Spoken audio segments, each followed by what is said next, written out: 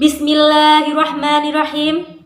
Assalamualaikum warahmatullahi wabarakatuh. Alhamdulillahirabbil alamin. Assalatu wassalamu ala asrofil anbiya'i wal mursalin sayyidina wa maulana Muhammadin wa ala alihi wa sahbihi ajma'in, amma ba'd. Yang saya hormati Bapak Ahmad Fauzan Bujianto MAG selaku dosen pengampu mata kuliah Ilmu Dakwah semester 5, serta teman-teman semua yang saya cintai. Pertama-tama, saya ingin mengucapkan puji syukur atas kehadirat Allah Subhanahu wa Ta'ala yang mana telah melimpahkan rahmat serta karunia-Nya kepada kita semua, sehingga pada kesempatan kali ini kita bisa melaksanakan kuliah meskipun secara online. Yang kedua, sholawat serta salam tak lupa kita sanjungkan kepada junjungan kita Nabi besar Muhammad SAW yang telah membawa kita dari zaman jahiliyah menuju zaman terang benderang sekarang ini. Teman-teman yang saya cintai, pada kesempatan kali ini saya ingin menyampaikan tema mengenai ontologi dan kajian wilayah ilmu dakwah. Sebelum menganjak ke materi, saya ingin menyampaikan 7 poin penting yang akan saya bahas pada pertemuan kali ini. Di sini, topik yang pertama yaitu mengenai pengertian ontologi. Yang kedua, pengertian dakwah. Yang ketiga, istilah yang identik dengan dakwah. Yang keempat, definisi ilmu dakwah. Yang kelima, objek ilmu dakwah. Yang keenam, program studi dari ilmu dakwah. Dan yang ketujuh adalah ruang lingkup ilmu dakwah. Teman-teman yang saya cintai, apakah kalian di sini sudah mengerti apa itu dakwah? Sebagaimana yang telah kita ketahui, Nabi Muhammad SAW pada zaman dahulu telah melaksanakan dakwah, yaitu untuk mensyiarkan ajaran Islam. Yang pertama-tama secara sembunyi-sembunyi, yang kemudian secara terang-terangan. Teman-teman yang berbahagia, kita patut untuk meneladani dari dakwah Nabi Muhammad SAW ini, sehingga pada saat ini kita bisa memeluk agama Islam ini adalah suatu karunia yang tak terhingga, teman-teman. Oke teman-teman, mari kita langsung saja membahas ke topik yang pertama, yaitu mengenai pengertian ontologi.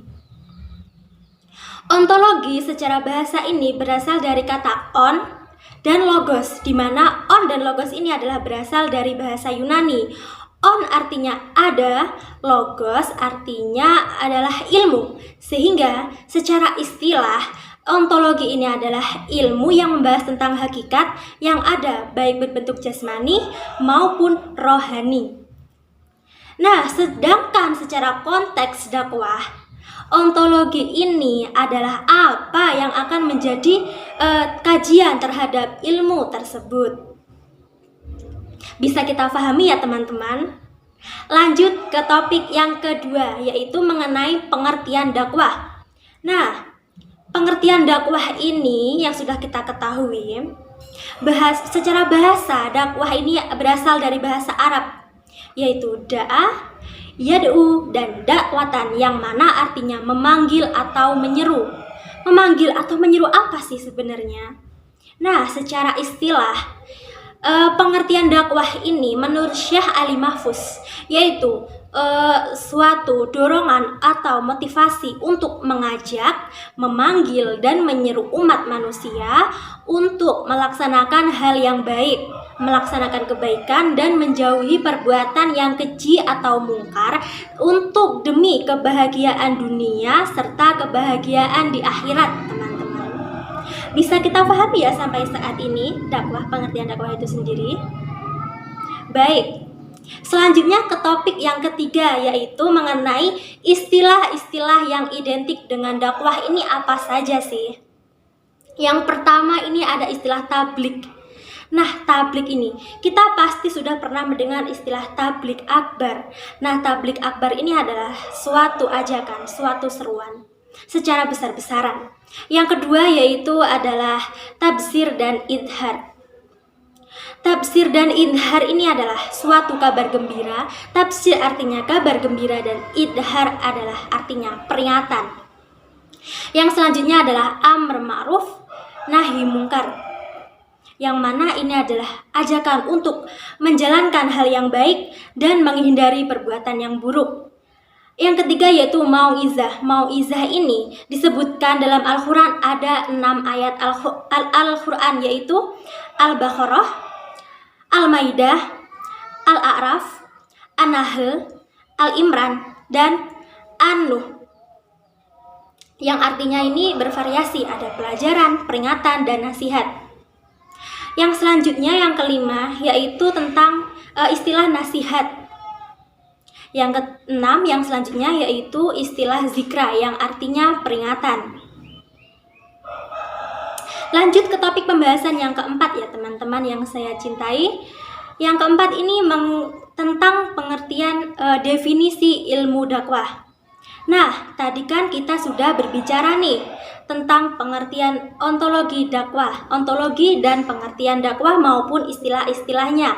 Sekarang kita beralih ke definisi ilmu dakwah itu sendiri. Apa sih ilmu dakwah? Menurut Toha Cahya Umar, ilmu dakwah ini terbagi menjadi 2 pengertian, yaitu yang pertama pengertian secara umum dan yang kedua pengertian secara Islam atau menurut Islam. Kalau yang secara umum, ilmu dakwah ini apa sih? Ilmu dakwah yang secara umum yaitu suatu ilmu pengetahuan yang berisi tentang cara-cara bagaimana kita ini untuk mengajak dan menyeru umat manusia untuk supaya umat manusia itu mau dan menyetujui tentang ideologi ataupun ajaran-ajaran yang diajaknya secara umumnya seperti itu. Dan yang kedua secara Islam. Secara Islam ini adalah suatu ilmu yang mempelajari tentang cara-cara atau metode bagaimana kita ini untuk mengajak umat manusia baik individu, kelompok maupun secara masyarakat luas untuk mengikuti ajaran Islam dan menjalankan perintah Tuhan demi kebahagiaan dunia dan akhirat. Bisa dipahami ya teman-teman?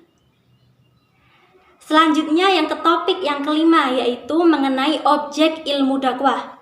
Nah, objek yang dibahas dalam ilmu dakwah ini apa sih sebenarnya? Objek ilmu dakwah ini sama seperti ilmu-ilmu pada umumnya, yaitu ada objek secara material dan objek secara formal. Untuk secara material dalam ilmu dakwah ini membahas yang secara material yaitu Al-Quran dan Al-Hadis. Secara formal, objek formal dalam ilmu dakwah ini yaitu metode, proses, pengolahan bagaimana cara kita ini untuk mengajak dan mengajarkan agama Islam kepada masyarakat secara luas dengan kajian berdasarkan Islam. Selanjutnya kita beralih ke topik pembahasan yang keenam yang teman-teman mengenai program studi dalam ilmu dakwah ini. Nah, di sini ada 4 program studi dari ilmu dakwah.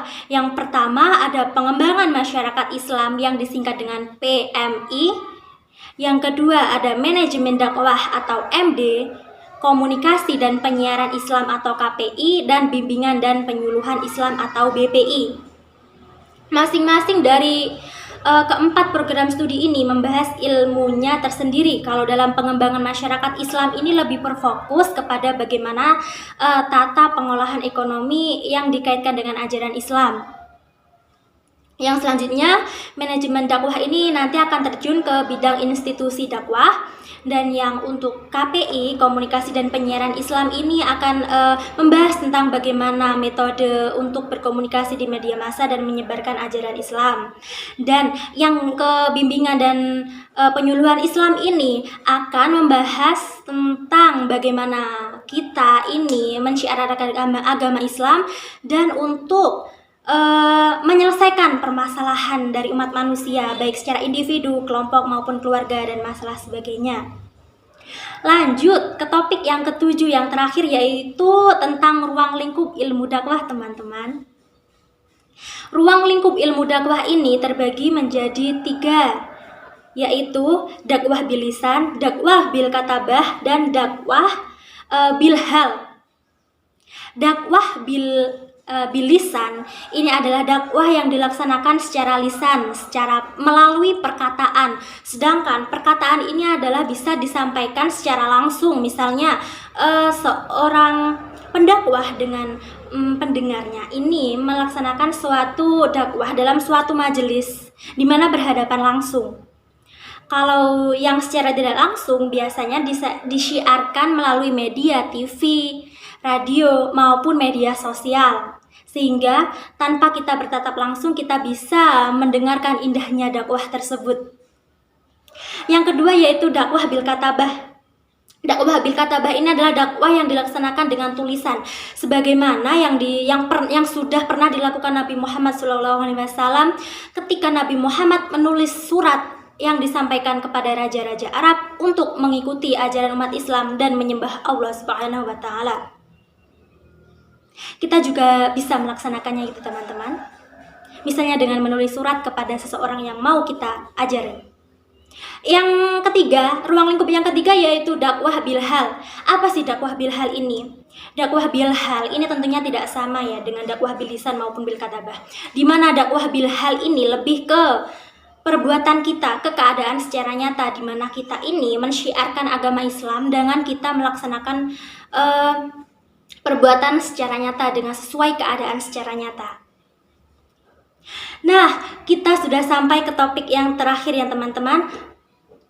Dalam pembahasan kali ini kita sudah mempelajari tentang ketujuh topik tersebut yang sudah kita pelajari, yang mengenai pengertian ontologi, pengertian dakwah, istilah yang identik, definisi ilmu dakwah, objek ilmu dakwah, program studi, dan ruang lingkup ilmu dakwah.